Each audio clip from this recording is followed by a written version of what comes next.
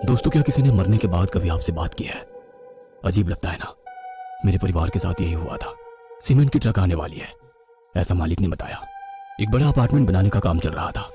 हमारा वहाँ काम था कढ़ाई पर गर्मा गर्म वड़ा पाव बनाना और मजदूरों को पकौड़ा वड़ा पाव बेचना। हमारा वो बिजनेस भी वही नई साइट पर शुरू किया गया था। बिल्डर ने हमें रहने के लिए नई जगह दी और कंस्ट्रक्शन साइट पर आने वाले सामान की देखभाल करना हमारा काम था। गांव के बाहरी इलाके में स्थित ये जगह थी। जगह काफी सुनसान थी। मजदूर सुबह आते थे और शाम को चले जाते थे। आने वाले माल पर नजर रखने के लिए हमें रात तक डटे रहना पड़ता था। कभी रेत, कभी सीमेंट तो कभी सरिया आती थी। हमारे परिवार में 6 लोग थे। मैं यानी विशाल, मेरे पिता नामदेव, माँ सक्कू, मेरी पत्नी रानी, मेरी छोटी बहन तन्नू और छोटा भाई राजा उस जगह पर रह रहे थे। हमें वहां आकर 2-3 दिन हुए थे। वह पूर्णिमा की रात थी। निर्माण स्थल से 50-100 मीटर की दूरी पर हम शौच करने जाते थे। रात का समय था, करीब 10:30 बज रहे थे। रेत की ट्रक 11 से 11:30 के बीच आने वाली थी। मैं और राजा दोनों ने बाल्टी ली और निकल पड़े। हम दोनों झाड़ियों के बीच से अपना रास्ता बनाते जा रहे थे। झाड़ी की दूसरी तरफ पत्थर से बनी कब्रें दिखाई दे रही थी।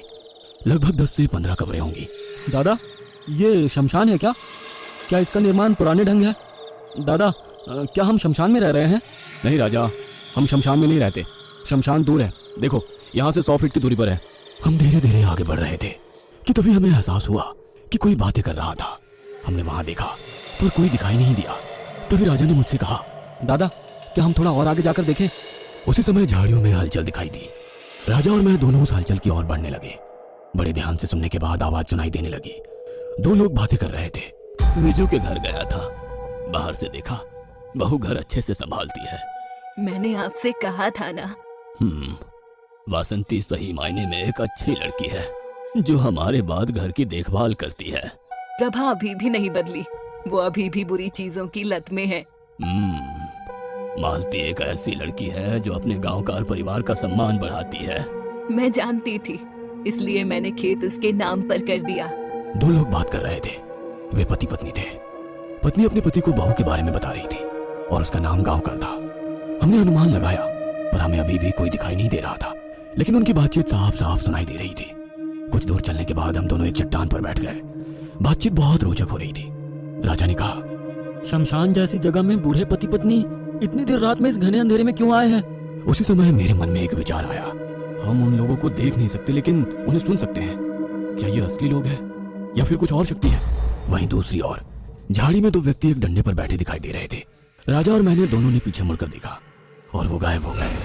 हम दोनों उस जगह पर पहुंचे। वहां आसपास 2 कब्रें थी। मैंने टॉर्च की रोशनी में देखा, उस कब्र पर कुछ कुरेदा हुआ था। नाना साहेब राजवी गांवकर, जन्म 1940, मृत्यु 7/5/1995। उसके बगल में एक और कब्र थी जिस पर एक नाम लिखा था, सुनीता नाना साहेब गांवकर, जन्म 1950, मृत्यु 7/5/1995। तारीख देखी और हम दोनों हैरान रह गए क्योंकि बात करने वाले दोनों पति पत्नी का नाम गांवकर था। यह हमने सुना था। मुझे लगा कि मैंने ये नाम कुछ समय पहले सुना है। राजा बोला, यानी यहाँ जो बात कर रहे थे वे दोनों भूत थे? दोनों की मौत एक ही दिन हुई थी। यह उस पर लिखा तारीख से पता चला था। दादा, हमें चुपचाप यहाँ से चले जाना चाहिए। ये एक शमशान है। हमें अभी यहाँ से निकल जाना चाहिए। और हम दोनों वहां से वापस अपने घर की ओर चल दिए। काफी देर तक चलने के बाद हमें लगा कि दूरी बीत रही थी, लेकिन एक निश्चित दूरी के बाद कब्र दिखाई दे रही थी। मैंने पीछे मुड़कर देखा, लेकिन अब नजारा डरावना था। एक बूढ़ी औरत और एक बूढ़ा दोनों कब्र पर बैठे दिखाई देने लगे।